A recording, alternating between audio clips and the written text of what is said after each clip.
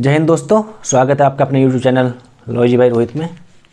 जैसा कि आप लोग जानते हैं, आपको 2D में इन्फॉर्मेशन देता हूं कि नो माइनर एक्ट को जो हमने बात की थी ख़त्म कराने की, उसमें 2 एक्ट ख़त्म हो चुके हैं ऑलरेडी।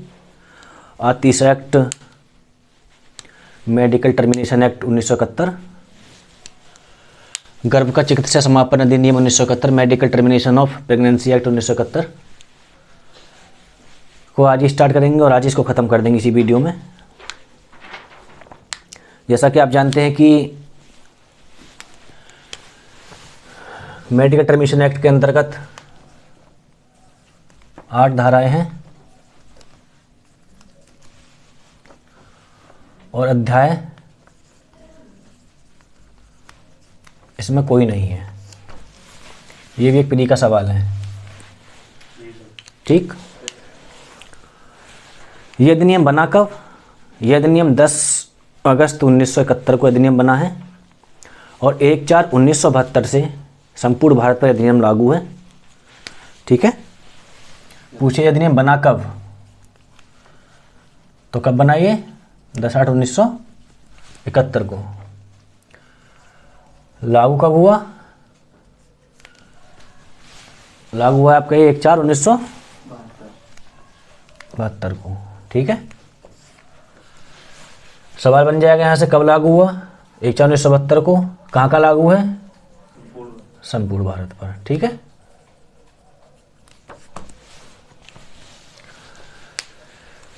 चलिए इसको चालू करते हैं।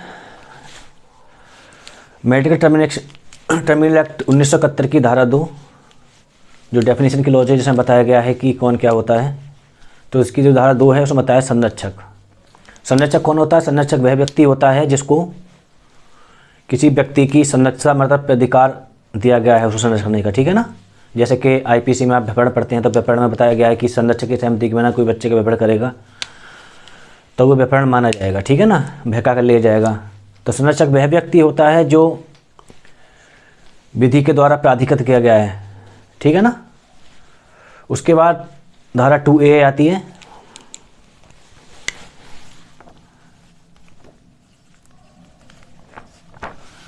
धारा 2A बताती है कि चिकित्सा बोर्ड, ठीक,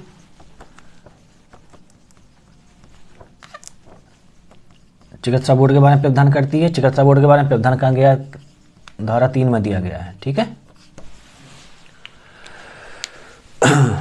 धारा 2B, धारा 2B बोलती है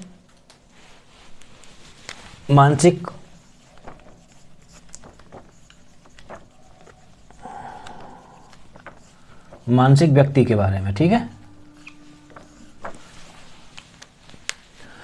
और इसका जो धारा 2C है वो बताती है अवयस्क। अवयस्क आप पीछे ही पढ़ के आ रहे थे, यानी कि धारा 2C क्या बोलते हैं ये? अवयस्क के बारे में। अवयस्क कौन होगा?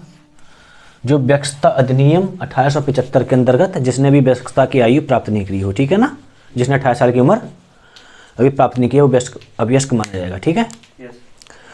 धारा 2D प्रावधान करती है जो राष्ट्रीयकृत चिकित्सा व्यवसाय के बारे में, ठीक है। इसके बारे में भी थोड़ा आगे पढ़ेंगे। इतना याद रखिएगा, 2D में चिकित्सक के बारे में प्रावधान किया गया है जो रजिस्टर्ड होना चाहिए, ठीक है ना। और जो धारा किसी 2 है 2E मोस्ट इम्पोर्टेंट, जो बताती है गर्भ का समापन। पूरा एक्ट इसी पे निर्भर है ना। गर्भ का समापन, गर्भ का समापन क्या होता है? कोई चिकित्सा पद्धति द्वारा, ठीक है, चिकित्सक पद्धति द्वारा या कोई शल्य पद्धति। शल्य पद्धति का मतलब होता है सर्जरी, ठीक। चिकित्सा पद्धति द्वारा, शल्य पद्धति द्वारा उनका कोई उपयोग करते हो किसी के गर्भावस्था को समाप्त करने की प्रक्रिया, ठीक है ना, उसको बोलते हैं गर्भ का समापन। धारा 2 में इतनी ही डेफिनेशन क्लॉज में इतना ही दिया गया है, ये आपने लिख लिया होगा, ठीक है। जितने भी प्री में सवाल जो बनते हैं ज़्यादातर वो इन्हीं सेक्शनों से बनते हैं, ठीक है। अब इसकी जो धारा 3 है वो बात करती है कि जो रजिस्ट्रीकृत जो चिकित्सक जो होता है डॉक्टर, ठीक है ना, उसको रजिस्टर्ड होना चाहिए, रजिस्टर्ड डॉक्टर, जिसकी बात करती है, जिसको हम अभी धारा 2A में पढ़ते आए थे ना, हम बताए थे कि धारा 3 में इसके बारे में प्रावधान किया गया है। तो रजिस्ट्रीकृत जो चिकित्सा व्यवसायी है, ठीक है ना, कौन होता है, मतलब वो होता है 2D में हम पढ़ के आ रहे थे, सॉरी, रजिस्ट्रीकृत चिकित्सा व्यवसायी के बारे में। अब ये बताता है कि जो रजिस्टर्ड जो डॉक्टर होता है, जो रजिस्टर्ड डॉक्टर है, ये कब गर्भ का समाप्त कर सकता है, मतलब कब समापन कर सकता है, ठीक है ना। उससे पहले एक बात समझ लीजिए, जो एक्ट है ये नहीं बता रहा है कि कानूनी अपराध है या वो है, ठीक है ना। जैसे अभी IPC पढ़ते हैं, IPC की धारा पढ़े होंगे आप 91, ठीक है। तो 91 बात बोलती है कि ऐसे कार्यों का अपवर्जन जो कारित अपमानी के बिना भी अपराध है, ठीक है ना। तो उसमें अबॉर्शन को क्या बनाया गया है, अपराध बनाया गया है, ठीक है ना। जैसे धारा 312 IPC की, ठीक है ना, वहाँ पे इसको दंडनीय बनाया गया है, ठीक है ना। उसके बारे में प्रावधान करती है, वहाँ तो दंडनीय बनाया गया है, लेकिन यहाँ उसमें बताया ना, सिवाय इसके होगा, उस कंडीशन में करेंगे तो ये अपराध नहीं होगा, वही कंडीशन यहाँ बताई गई है, ठीक है ना। तो धारा 3 में यही बताया गया है कि जो रजिस्टर्ड डॉक्टर होता है इसको कब समाप्त कर सकता है, ठीक है। तो पहला तो ये है, धारा कौन सी है, धारा 3, ठीक है ना, कि जो रजिस्टर्ड डॉक्टर है आपका,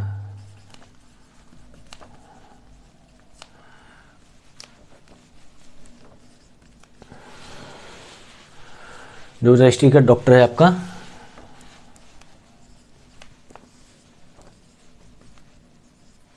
चिकित्सक है, ठीक है, रजिस्टर्ड डॉक्टर, इसको कब समाप्त करेगा।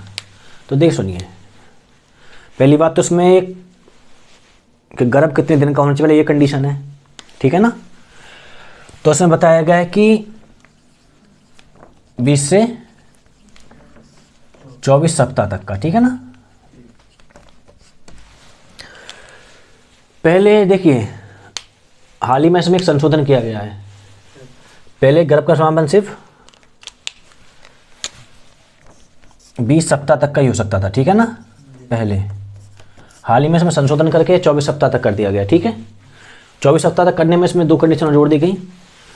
अब जब 20 सप्ताह तक के तक का जो समापन आप कराएंगे, तो आपको सिर्फ एक डॉक्टर के सलाह मशवरा करने की ज़रूरत है, ठीक है ना। वो आपकी बताए कंडीशन कि आपका गर्भ का समापन होना चाहिए कि नहीं होना चाहिए, ठीक है। अब 24 में क्या है, 24 में ये बता दिया गया है कि गर्भ 24 हफ्ते का है, यानी हफ्ते का है, तो आपको 2 डॉक्टरों की सलाह लेनी आवश्यक है, ठीक है, ठीक है। अब ये डॉक्टर कौन से होंगे, जो राज्य सरकार द्वारा, मतलब बोर्ड में जो चिकित्सा में बोर्ड बताए थे, उस बोर्ड में नियुक्त होंगे, ठीक है ना, जिनको ये पावर दी गई है, ठीक। अब ये धारा 3 जो बोलती है, ये बोलती है कि जो रजिस्टर्ड चिकित्सा व्यवसाय के साथ द्वारा इस अधिनियम के अंतर्गत जो गर्भ का समापन किया जाएगा, ठीक है ना, इस कारण वो कोई अपराध नहीं होगा, ठीक है ना, क्योंकि इसमें कंडीशन बताएंगे कब कब हम गर्भ का समापन करा सकते हैं, ठीक है ना। जैसे आप IPC हम अभी बताए थे आपको 312 उसको दंडनीय बनाती है। यहाँ बताया गया कि चिकित्सा समापन अपराध नहीं होगा, ठीक है, लेकिन उसमें तो कंडीशन बताई गई हैं। एक तो गर्भ इतना होना चाहिए, ठीक। अब कंडीशन क्या बताई गई है, देखिए, जो फर्स्ट कंडीशन है, चमक रहा है यहाँ पे, पहली शर्त ये है कि जो स्त्री है, ठीक है, इस स्त्री के 3 करीब, पहली है जीवन, ठीक, दूसरा शरीर, ठीक, तीसरा क्या है, मानसिक, ठीक। ये बोलता है, देखिए, जैसे उसके अगर जीवन को कोई खतरा है, ठीक है, शरीर को कोई क्षति हो सकती है, ठीक है, या कोई से मानसिक क्षति हो सकती है, तो इन कंडीशन में, और गर्भ आपका 20 से 24 सप्ताह का है, तो इन डॉक्टर सलाह लेने के बाद आप गर्भ करा सकते हैं, ठीक है ना। इस प्रकार जो गर्भ कराया जाएगा वो कोई दंडनीय अपराध नहीं होगा, ठीक है। दूसरी बात, दूसरी शर्त इसमें क्या बताई गई, दूसरी शर्त में से ये बताई गई है कि मान लीजिए जो स्त्री है, ठीक है ना, जो स्त्री है, जो उसके घर में बालक है, जो बच्चा है, जो भ्रूण है, ठीक है ना, वो बच्चा अगर जन्म लेगा और उससे पता चलता है कि वो किसी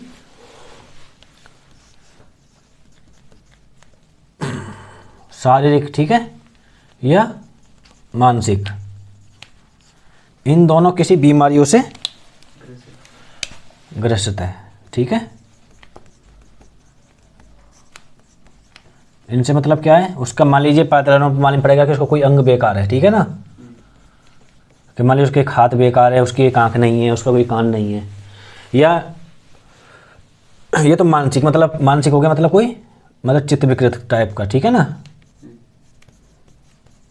कि उसमें कुछ दिमाग कम या पागल टाइप का होगा, पहले मालूम पड़ जाता है, ठीक है।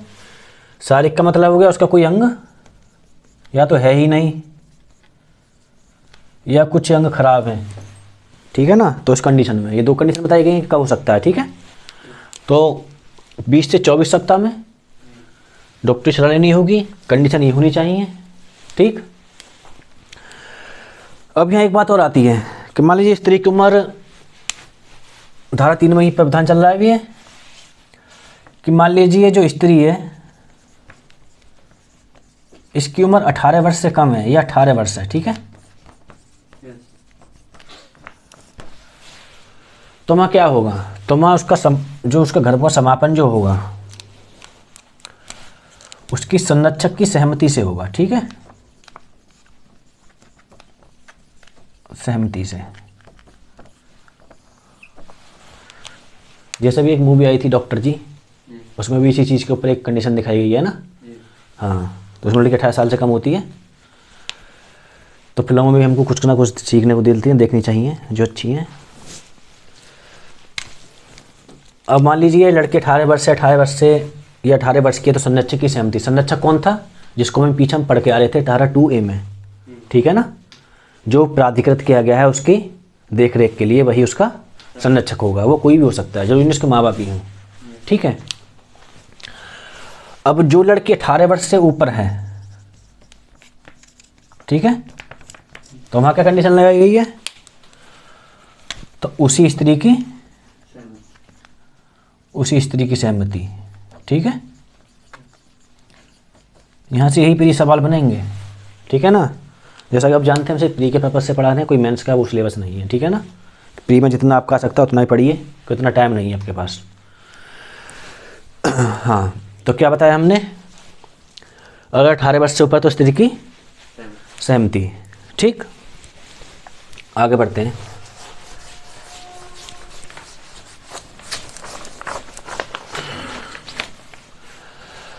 अब ये बताया गया कि स्थान के इसके जो गर्भ का हम जो समापन करेंगे, जो पीछे 3 में जो आ रहा था, ये कहाँ किया जाएगा, किसी भी अस्पताल में जा सकते हैं, कहीं भी जा सकते हैं, तो ऐसा कुछ नहीं है, ठीक है। इसका प्रावधान धारा 4 में कर दिया गया, सेक्शन 4 में, ठीक है। ये बताती है पैलेस यानी स्थान कौन सा होगा जहाँ पे गर्भ का समापन किया जा सकता है, ठीक है। तो ये बताती है जो राज्य सरकार द्वारा शासित है, यानी कि सरकारी अस्पताल है, ठीक है।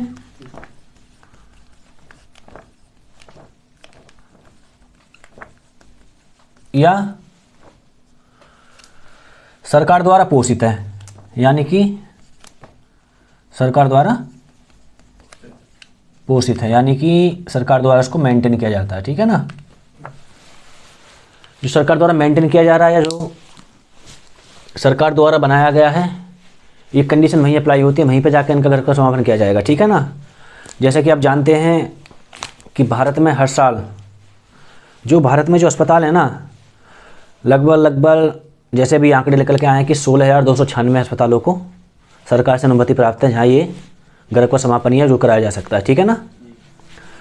लेकिन 74% आंकड़े ये भी निकल के आए कि 74% जो लड़कों को मतलब समापन किया जाता है, अबॉर्शन, वो ऐसे अस्पतालों में किया जाता है कि जो अनरजिस्टर्ड हैं, ठीक है ना, अधिकृत नहीं है, या जहाँ पे डॉक्टर ऐसे हैं जिनके पास ना तो कोई डिग्री है ना इसका कोई ज्ञान है, बस एक छोटा मोटा एक्सपीरियंस लेकर इन चीज़ों को कर रहे हैं, ठीक है ना। जो आंकड़े दे डालने वाले हैं, क्योंकि इन आंकड़ों के अनुसार भारत में मरने वाली महिलाओं की संख्या प्रतिदिन 8 है। भारत में प्रतिदिन 8 महिलाएं सिर्फ इसी कंडीशन से मर जाती हैं कि वो रजिस्टर्ड, मतलब रजिस्टर्ड जो डॉक्टर नहीं होते हैं उनके द्वारा या ऐसे स्थान में जो रजिस्टर्ड नहीं सरकार द्वारा अबॉर्शन कराती हैं। ठीक है ना। तो धारा 4 में क्या बताया गया था? प्लेस, जहाँ स्थान का गर्भ कराया जा सकता है। ठीक है ना। दूसरी बात, अब मान लीजिए एक चीज़ और निकल के आती है इसमें कि धारा 5 जो है वो एक कंडीशनल धारा बताई गई है। ठीक है ना। धारा 5 बोलती है जो धारा 3 और धारा 4 हैं ये कब लागू नहीं होंगी। ठीक है। हाँ, जैसे अभी आप पीछे पढ़ के आए, 3 में क्या बताया, 4 में क्या बताया गया है भाई। 3 में बताया था कि डॉक्टरों की राय वगैरह लेनी है, ये करना है, वो करना है। और धारा 4 में भी पढ़ के आ रहे थे आपके किस स्थान में करना नहीं करना है। ठीक है ना। अब धारा 4 बता रही है कि 3 और जो धारा 4 हैं ये कब लागू नहीं होंगी। ठीक है ना। फर्स्ट कंडीशन सबसे बड़ी एक याद रखिए, जब सद्भावना पूर्वक स्त्री की जान जोखिम में है, उसकी जान बचानी है। ठीक है ना। तो वहाँ धारा 3 लागू नहीं होगी। वहाँ ना तो फिर स्थान देखा जाएगा कहाँ पर कराया जा रहा है, ना फिर कोई डॉक्टर की इलाज लेनी भी कोई ज़रूरी नहीं है। ठीक है। लेकिन ज़रूरी क्या है, सद्भावना पुरुष की जान बचाने के लिए ज़रूरी आवश्यक है कि वो अबॉर्शन अभी किया जाना है।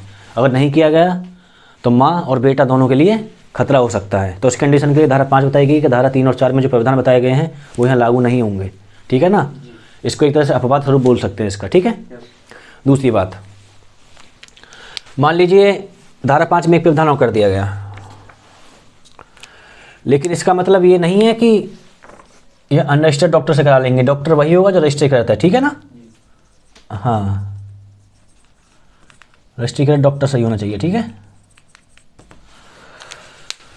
अब धारा 5 में एक चीज़ और बताई गई है कि मान लीजिए जो रजिस्टर्ड चिकित्सक नहीं है, ठीक, कौन है ये?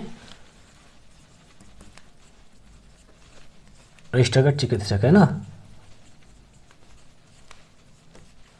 ये नहीं है। तो उसके लिए क्या प्रावधान होगा? और ये ऐसे काम करता है। ठीक है। अबॉर्शन करता है, वो करता है और उसको करता है। तो उसके लिए क्या प्रावधान रखा गया है इसमें कि वो ऐसा कोई जो इस उपबंध में, जिस अधिनियम के अंदर जो उपबंध दिया गया है, इस उपबंध का उल्लंघन करेगा तो वह कम से कम, हर जगह पढ़ के आते हैं कि इतनी की सजा हो सकती है। ठीक है ना। कम से कम कितना? 2 वर्ष तक की सजा का प्रावधान होगा। ठीक है। और जो कितना हो सकता है? 7 वर्ष तक का हो सकता है। ठीक है। और संग में क्या होगा? जुर्माना। किसके लिए? जो डॉक्टर रजिस्टर्ड नहीं है, इन कामों को जो इसमें उपबंध जो इस अधिनियम के अंदर कहती है उनको उल्लंघन करता है। ठीक है। अब इसी के साथ एक और चीज़ बताते हैं। जैसे अब मान लीजिए यहाँ पे एक कंडीशन और अप्लाई करती है, वो क्या? ये लिख लिया? Yes sir. टर्मिनेशन एक्ट में एक धारा जोड़ेगी, धारा 5 है यानी 5 है। ठीक है। इस प्रावधान में क्या गया है कि जो स्त्री है, ठीक है ना, उसकी निजता का पूरा ध्यान रखा जाएगा। ठीक है। निजता का ध्यान रखा जाएगा क्योंकि भारतीय संविधान का आर्टिकल 21 निजता के उल्लंघन को दंडनीय पहनाता है। ठीक है ना। अवैसंवैधानिक होता है। एक स्त्री को, एक इंद्र को, सबको सम्मानपूर्ण जीवन जीने का, गरिमापूर्ण जीवन जीने का अधिकार प्राप्त है। और संविधान के आर्टिकल 15(3) में भी महिलाओं के लिए विशेष उपबंध का प्रावधान किया गया है, जैसा कि आप लोग जानते हैं। ठीक है ना। और बहुत सारे केसेज हैं जिनमें महिलाओं के लिए, तो यहाँ निजता की बात करता है कि उसके मतलब निजता का पूरा ध्यान रखा जाएगा। मतलब ध्यान कैसे रखा जाएगा? मान लीजिए जैसे कि जिस स्त्री का क्या हो रहा है, गर्भ का समापन, ठीक, उस स्त्री का नाम और अन्य विशिष्टियाँ, मान लो अन्य जो बातें हैं इसमें सब आ जाएंगी जो उससे महत्वपूर्ण है। ठीक है ना। सिर्फ उसी व्यक्ति को बताई जाएंगी जो सरकार के द्वारा प्राधिकृत है, ठीक है ना, उसके सिवाय और किसी को, उसके सिवाय और किसी को नहीं बताई जाएंगी, ठीक है। और बताएगा तो वो दंडनीय होगा इस अधिनियम के अंतर्गत, ठीक है। धारा 5 है पढ़ी, रिश्ता का उल्लंघन पड़ा। अब धारा 6, छोटा एक्ट है, ज़्यादा बड़ा नहीं है, बस छोटी छोटी बात लगनी है, ज़्यादा क्वेश्चन यहाँ से पीछे बनेंगे भी नहीं, 3-4 क्वेश्चन बनेंगे बनाने को हो तो। ये बोलते हैं केंद्र सरकार के नियम बनाने की शक्ति, ठीक है ना। नियम बनाने की शक्ति किसको है? सिर्फ केंद्र सरकार को, ठीक है। नियम कौन बनाएगा? केंद्र सरकार बनाएगी, ठीक है। अब जो भी इसमें उपबंध को लागू करने के जो भी नियम बनेंगे, डॉक्टरों की भर्ती करना, ये स्थान में अस्पताल खोलना, किस अस्पताल कितने खोले जाएं, क्या खोले जाएं, क्या नियम बनाए जाए, सबका उपबंध किसके द्वारा किया गया है? केंद्र सरकार के द्वारा, ठीक है। जो धारा 7 बोलती है, वो बोलती है जो राज्य सरकार है वो विनियम बना सकती है, ठीक है ना। विनियम का मतलब रेगुलेशन है ना।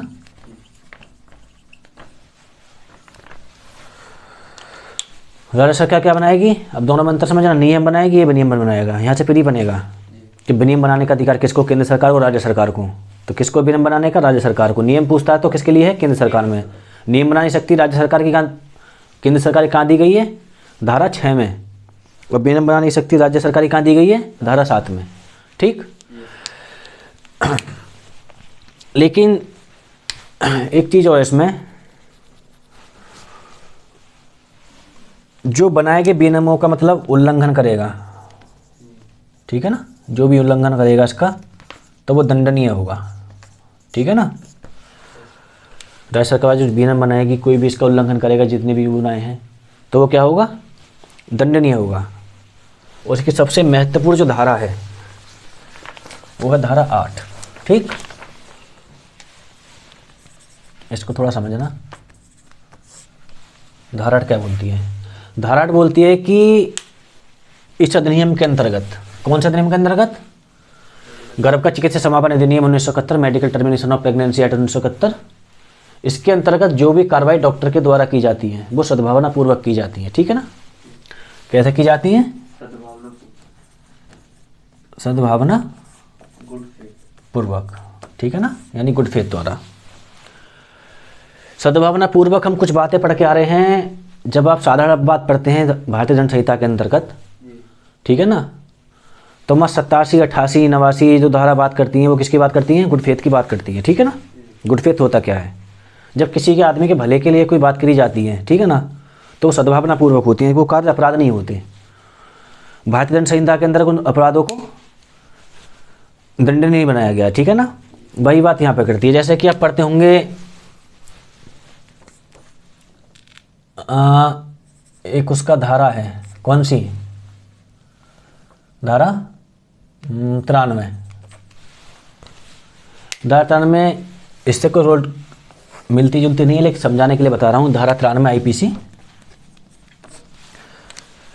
जिसमें एक बात ये बोली गई है कि किसी डॉक्टर के द्वारा सद्भावना पूर्वक दी गई संसूचना उस कार्य के कारण अपराध नहीं है जो उस व्यक्ति को उसके फायदे के लिए दी जाती है। कैसे?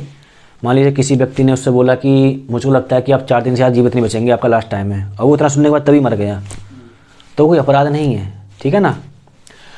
उसी प्रकार यहाँ पे जो सद्भावना पूर्वक बात की गई उसी के बारे में बात की है कि जो महिला का समापन किया जा रहा है ना, वो उसके भले के लिए किया जा रहा है, ठीक है ना। और इस कंडीशन में उसको कुछ बात हो जाती है, मान लीजिए इसकी मृत्यु हो जाती है, कोई और उपहति कारित हो जाती है, ठीक है ना। लेकिन यहाँ क्या क्या था कि इसका कोई काम करने का, जो किसका, जो रजिस्टर्ड वेबसाइट जो कार्य कर रहा है उसका कोई ऐसा कार्य करने का आशय नहीं था, ठीक है ना। उसके भले के लिए कर रहा था, लेकिन गलती से कंडीशन ऐसी बन गई कि उसका कुछ भी हो सकता है, ठीक है ना, तो वो किसी अपराध का दोषी नहीं होगा। ये धारा 8 बात करती है, ठीक है ना, उसको इस चीज़ से बताया गया है। थोड़ा मेडिकल टर्मिनेशन के बारे में थोड़ी सी और बात बता देता हूँ आपको मैं। मान लीजिए 1971 से पहले भारत में गर्भपात को अवैध माना जाता था, ठीक है ना, किसी भी कंडीशन में हो। 1971 के बाद ये अधिनियम बन के तैयार होता है। तो उसमें क्या था, जब 1971 में ये अधिनियम बना तो इसके अंदर प्रावधान कर दिए गए क्या क्या प्रावधान है, कैसे हैं, क्या नहीं है, कुछ भी है, ठीक है ना। जैसे हाल ही में भी एक चीज चर्चा का विषय, पहले देखिए जैसे गर्भपात कराना अमेरिका के अंदर ये वो क्या था, अधिकार था, ठीक है ना, लेकिन हाल ही में ये अधिकार छीन लिया गया, ठीक है। कहाँ पे, अमेरिका में एक साथ अधिकार छीन लिया गया। लेकिन जब भारत की बात आती है तो भारत में भी कोई अधिकार नहीं है, ठीक है ना।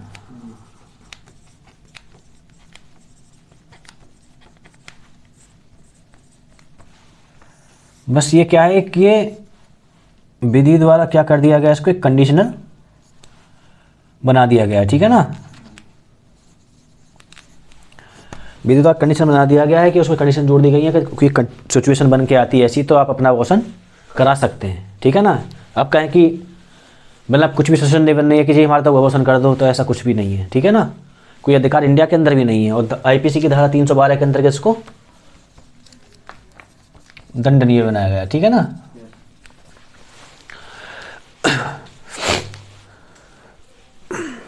तो थोड़ा फिर बैक टू बैक पढ़ लेते हैं, ठीक है।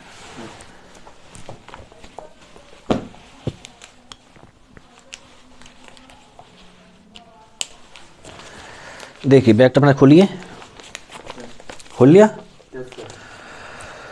देखिए इसका सेक्शन जो बन है वो कहता है कि संक्षिप्त नाम विस्तार प्रारंभ, ठीक है ना, कि इसका नाम क्या होगा, इसका ये लागू कहाँ पे होगा और इसका प्रारंभ कब हुआ, ठीक है ना। जैसा कि हम आपको बता सकें कि ये 1 अप्रैल 1972 को संपूर्ण भारत में लागू हुआ, ठीक है ना। धारा 2 आपको हम बता ही चुके हैं, उसको समझाने की जरूरत नहीं है। धारा 3 जैसे भी आपको मैंने समझाई थी, ठीक है ना। तो धारा 3 देखिए बैक पढ़िए अपना। धारा 3 बोलते हैं कि भारतीय दंड संहिता में किसी बात के होते हुए भी, ठीक, यदि कोई गर्भ किसी रजिस्टर्ड चिकित्सा व्यवसायी द्वारा इस नियम के बंदों के अनुसार समाप्त किया जाता है तो चिकित्सा व्यवसायी उस संहिता के अधीन या अन्य तत्पर प्रवृत्ति के अधीन अपराध का दोषी नहीं होगा। जैसा मैं आपको बता रहे थे कि भारतीय दंड संहिता में जो बताया गया 312 और ये आपका धारा 91 उनमें किसी बात के होते हुए भी इस कंडीशन में बताया था दंड बनाया गया, लेकिन यहाँ बताया गया किस कंडीशन में कराई जाती है ना। इस अधिनियम के अंदर का गर्भ का समापन कराता है तो कोई अपराध नहीं होगा, ठीक है। 3 में सब क्रॉस 2 जोड़ा गया। उसने बताया कि जो गर्भावस्था का जो समापन यानी अबॉर्शन टर्मिनेशन जो किया जाएगा वो सिर्फ एक रजिस्ट्रीकृत यानी कि एक रजिस्टर्ड डॉक्टर द्वारा ही करा जाएगा, ठीक है ना। कब करा जाएगा, उसमें 2 सब क्लॉज बता दिए गए कि 20 सप्ताह से अधिक नहीं होगा और ऐसे चिकित्साई द्वारा, ठीक है ना, या 24 सप्ताह से अधिक यानी 20 और 14 सप्ताह कर देंगे। मैं आपको संशोधन बता दिए थे कि पहले 20 सप्ताह था, संशोधन करके 24 सप्ताह कर दिया गया, ठीक है ना। और उसके लिए जो 20 सप्ताह तक का एक डॉक्टर की जरूरत पड़ेगी, जब 24 सप्ताह का अबॉर्शन होगा तो उसके लिए 2 डॉक्टरों की जरूरत पड़ेगी, ठीक। दूसरी बात उसमें शर्त ये लोग जोड़ दी गई कि गर्भावस्था, देखिए पढ़िए C2 का सब क्लॉज बन पढ़िए, गर्भावस्था के जारी रहने से गर्भवती के जीवन को जोखिम या उसके शारीरिक या मानसिक स्वास्थ्य को गंभीर क्षति अंतर्वलित होगी। ये लाइन क्या बोलती है, अगर वो स्त्री गर्भावस्था रहने के दौरान, ठीक है, अगर गर्भवती रही उसका अबॉर्शन नहीं किया गया तो उसके जीवन को जोखिम पैदा होगा या उसके शारीरिक या मानसिक स्वास्थ्य को गंभीर क्षति होगी। ये शर्त पहले बताई गई थी। दूसरी, इस बात का सार्वजनिक जोखिम है, मतलब कि सार्वजनिक का मतलब क्या हो गया, मतलब वो बात होनी है कि जो बालक जन्म लेगा किसी गंभीर शारीरिक या मानसिक असमानता से ग्रसित होगा। ये कंडीशन आपको बताए थे हम अभी, ठीक। दूसरी बात,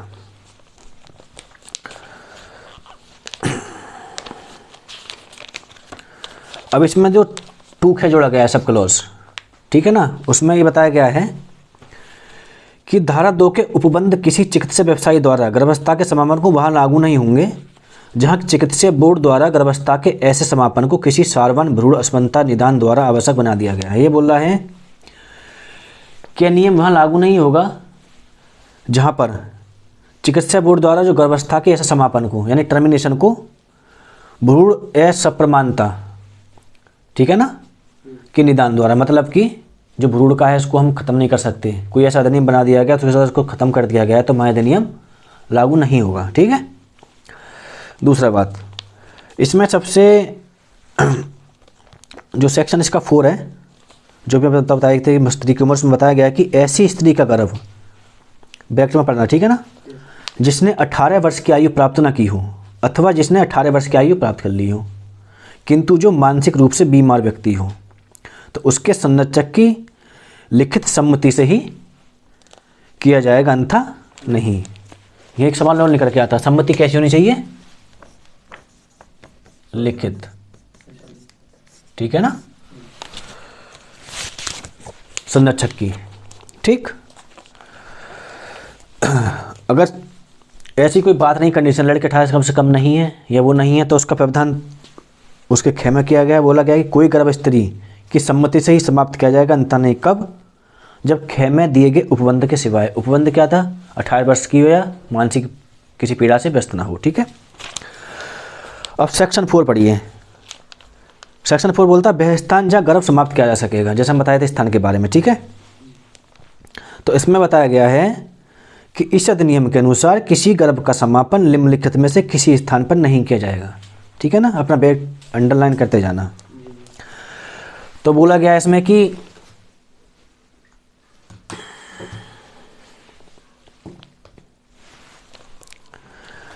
सरकार द्वारा स्थापित या पोषित अस्पताल, जैसे हम बताए थे सरकार द्वारा स्थापित है या उसके द्वारा मेंटेन किया जाता है, या कोई ऐसा स्थान है जो इस अधिनियम के प्रयोजन के लिए सरकार द्वारा गठित ऐसी जिला स्तर समिति द्वारा अनुमोदित हो। यानी कि जो सरकार द्वारा या सरकार ने इस अधिनियम के अंदर का जो जिला समिति गठित करी है उसके द्वारा उसको अनुमोदन यानी कि काम करने का परमिट एक से दे दिया गया, ठीक है ना।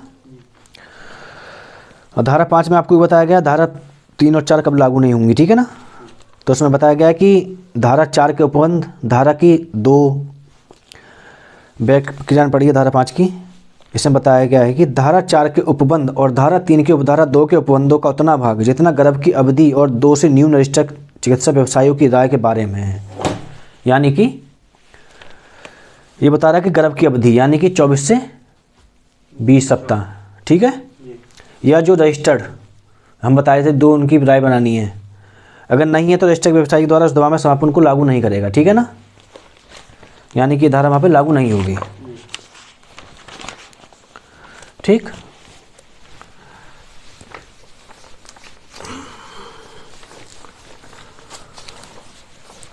और धारा 5 में ये बता दिया गया था कि जैसे धारा 5 के सब क्लॉज 2 पढ़ेंगे, जो रजिस्टर्ड चिकित्सा व्यवसाय नहीं है वह संहिता के दिन कठोर दंड से जो 2 वर्ष से लेकर 7 वर्ष तक का हो, कम से कम 2 वर्ष तो होगा ही होगा, ठीक है ना। और दूसरी बात इसमें सब क्लॉज 3 में बता दिया गया कि जो व्यक्ति भिन्न स्थान से किसी गर्भ का समापन करेगा, धारा 4 में उल्लेखित जो स्थान है, ठीक है, यानी बता रहे धारा में स्थान बताए थे सरकार द्वारा, उससे भिन्न स्थान में ऐसे काम करेगा तो वो भी 2 वर्ष से जो सज़ा कम नहीं होगी 7 वर्ष तक की हो सकेगी, ठीक है।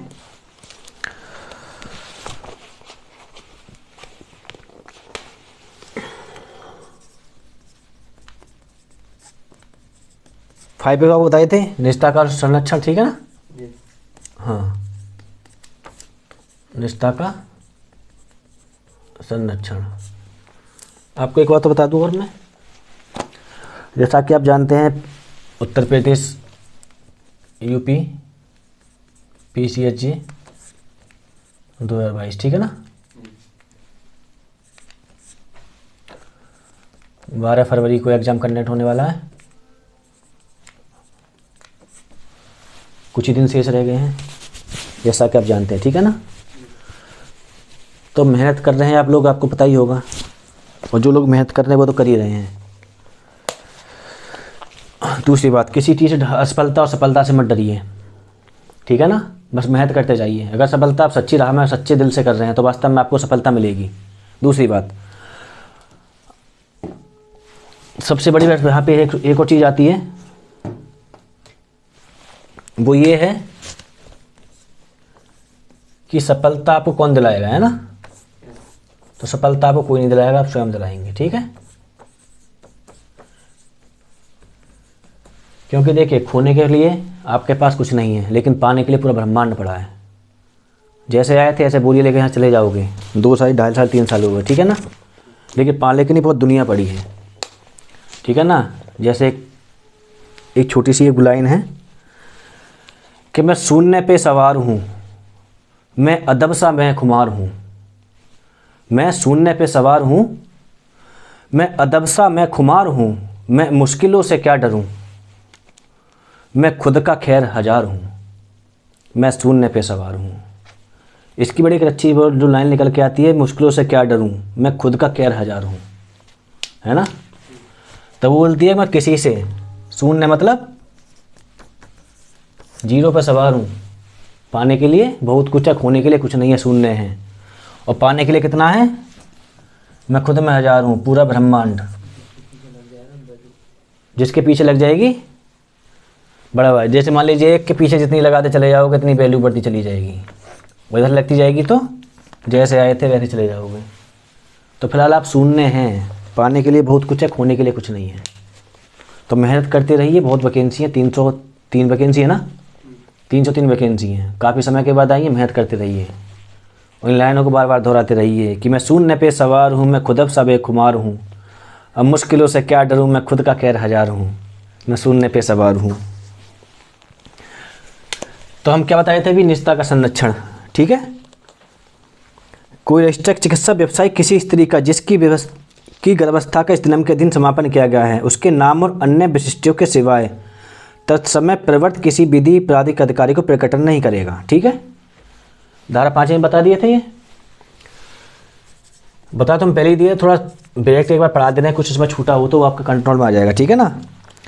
यह नियम बना नहीं सकती केंद्र सरकार इस अधिनियम के उपबंधों को कार्यान्वित करने के लिए नियम में राष्ट्रपति में दूसरे द्वारा नियम बना सकती है, कि धारा 6 पे प्रावधान किया गया है। हम बताए थे जैसे रजिस्टर्ड चिकित्सा व्यवसायी की राय लेना या चिकित्सा बोर्ड और सत्याकृत्य, ये जितने भी हैं ये नियम बना सकती है, ठीक है ना। जो भी इस उपबंध को लागू करने के नियम जरूरी होंगे, ठीक है। और धारा 7 में हम आपको बताए थे क्या, राज्य सरकार की विनियम बनाने की शक्ति। विनियम क्या होता है, मतलब राज्य सरकार जो बनाएगी, ठीक है। लेकिन इसमें क्या गया है, जो विनियम का उल्लंघन बतेगा, मतलब जो विनियम जो बनाया है उसका कोई उल्लंघन करेगा तो वो 1000 रुपये तक के जुर्माने से ये प्री में पूछ सकता है इसको, ठीक है ना, से दंडनीय होगा। किसका, जो राज्य सरकार द्वारा बनाएगी विनियमों का उल्लंघन करेगा, ना कि केंद्र सरकार के बनाए हुए नियमों का उल्लंघन करेगा, इतना याद रखिएगा, ठीक है। और इसमें एक लास्ट कंडीशन और धारा 7 में थी कि जो चिकित्सक के द्वारा जो समापन किया जाएगा, किसका, गर्भ का, इसकी सूचना किसको दी जाएगी, तो इसकी सूचना मुख्य चिकित्सक अधिकारी जो होता है, ठीक है ना, जिसको हम बोलते हैं CMO, चीफ मेडिकल ऑफिसर, तो इसको उसकी सूचना दी जाएगी, ठीक है ना। और धारा 8 को हम बताई दिए कि सदमापना पूर्वक की गई कार्रवाई का संरक्षण। तो बेट में लिखा हुआ है कि कोई भी वादी अन्य विधिक कार्रवाई इस अधिनियम के अधीन सद्भावना पूर्वक की गई हैं और या की जाने के लिए आशित हैं, किसी बात के होते हुए या न संभाव्य किसी नुकसान के किसी रजिस्टर्ड चिकित्सा व्यवसायीदार के विरुद्ध लागू नहीं होगी, यानी कि उसको एक संरक्षण प्रदान करता है, ठीक है ना। इसी के साथ medical termination of pregnancy act 1971, गर्भ का चिकित्सा समापन अधिनियम 1971 समाप्त होता है। अब तक हमारे 3 अधिनियम खत्म हो चुके हैं, अभी 6 अधिनियम और बाकी बचे हैं। तो अगले 6 दिन में 6 अधिनियम आपके पूरे समाप्त हो जाएंगे और 1-2 दिन में आपको पूरे क्वेश्चन आंसर की बुकलेट आपको मिल जाएगी। अभी 2 से 3 दिन लगने की संभावना है। जैसे आपको हम बता दिए थे कि अपना व्हाट्सअप नंबर कमेंट में छोड़ दीजिए, आपको PDF फॉर्मेट में सारे क्वेश्चन आंसर की बुकलेट आपको भेज दी जाएगी, ठीक है। जब तक के लिए जय हिंद, जय भारत।